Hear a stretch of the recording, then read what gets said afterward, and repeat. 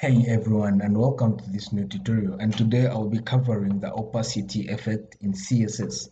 So the way you can see it on this sort of div, we have some opacity, okay? And that can be quite hard to achieve with CSS because sometimes you can set values and they apply to your text instead of applying to your background. So let me quickly show you that and how we do that with only CSS. So we go back to our Visual Studio Code, and I'll create a boilerplate by typing HTML5. And so here, first step, I'll change the title, and this will be maybe opacity effect. Okay. So next step, I'll go to my body, and right here, I'll create a main tag because I'm used to the main tag. And inside here, I'm going to create a first div that will have a message. That will be the class on that div.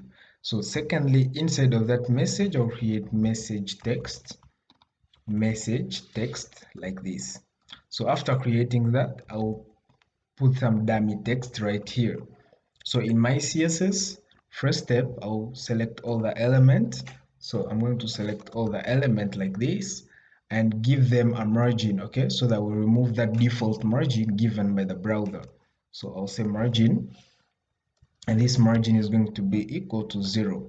Next step, I'm going to select the main tag, and that main tag, I'm going to give it a height of 100 view height so that it takes up the whole available height. So next step, I'm going to give you a background, and this will be a linear gradient, and I'll set to right. And here I have to pass in two values. The first one will be the RGB 35, next 94, and 89, and this is a kind of bluish color. And the second value, oh, give me a sec, okay? The second value is also going to be another blue color, but a bit different from the one we have. So this one is going to be 143 and 143 again. Okay, so after doing that, you see we have two different colors, but they are all blue color. So now all I'm going to do is to go back to my browser. Give me a second. Okay, we go back and we see we have our text right there, right? So nothing is styled up until this point, and that is because we have to specify, we have to call our style.css inside of our HTML file, and I'll do that down here. I'll say link, and that will be style.css. Then after doing this, now if you go back and you refresh, so first refresh, you see now we have that background set, okay? And that's the styling we have applied up until this point. So we're going to move forward and apply the rest of the styling. So go to style.css. After applying the linear gradient background, I'll say display flex and align items center, justify content center, so that everything gets placed in the middle of the page, right? So if I go back, I refresh. When I refresh, now you see everything get placed in the middle. So now we are going to move forward, and the next step I'm going to do is to select my message, this div having the message class. So on this div, I'll just say message. I'll say dot message, and this class I'm going to give it a height of 30 view height, and a width of 30 view width as well. Okay, with 30 view width as well. So next step, I'm going to say background color, and the background color is going to be RGB 75, 67, and 67 again, and that is our background color. So now I'll say border radius. This is going to be a 10 pixels, and inside here it's going to put a display flex, say display flex, align items, center, and justify content, center as well. So after doing that, I'll add a padding, and this padding is going to be a 10 pixels padding.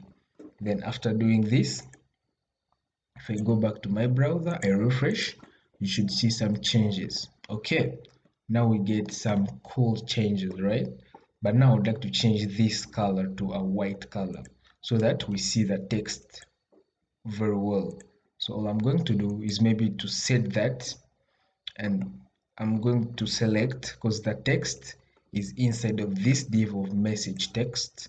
So now I'll say message underscore underscore text, just this way, and this is going to have a font size, and this font size is going to be at 20 pixels. Next step, I'll set a padding of 10 pixels. Lastly, I'll set a color. I'll set the color to white because I would like it to have a white color. I'll set the color to white. So after doing that, I go back to my browser. When I refresh here, you should probably see a white color. Now we have that style, right? But now the next step, we would like to have this overall div have an opacity, okay? Reduce on that opacity. So now this is where we are going to try. I'm going to show you how to properly do the opacity part. And we are going to start very simple and add opacity. And we'll say that by default opacity is 1, but now we are going to reduce that to 0.6 or 0.4 so that you really see what I mean here. So after setting the opacity to 0.4 and I refresh, you see when I refresh, we get the opacity, right? We reduce on the opacity, and that's what we want. The opacity is reduced. But now, we don't want the opacity to be applied to our text. We want our text to be shown the way we want it with opacity of 1. So by adding the opacity property, it doesn't work.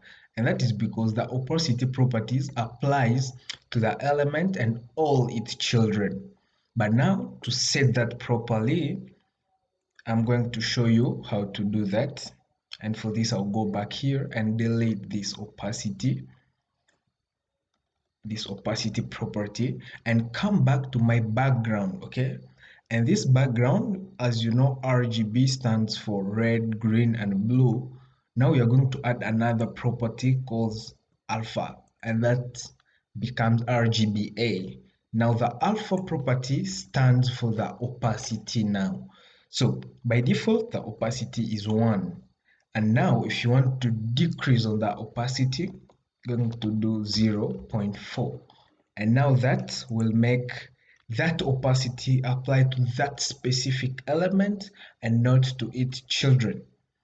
So if I go back here and I refresh, now you see after refreshing, the opacity is still right here on the parent element, but on the child or on the children, if there are many, you see now this text is kind of showing the way it's supposed to show, right?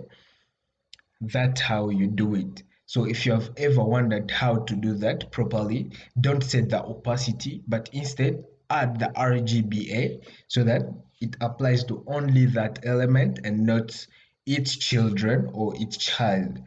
And guys, that's all for this tutorial. If you want to see more videos like this, make sure you subscribe to this channel and you share my video and smash that thumbs up button, and I'll see you in the next one.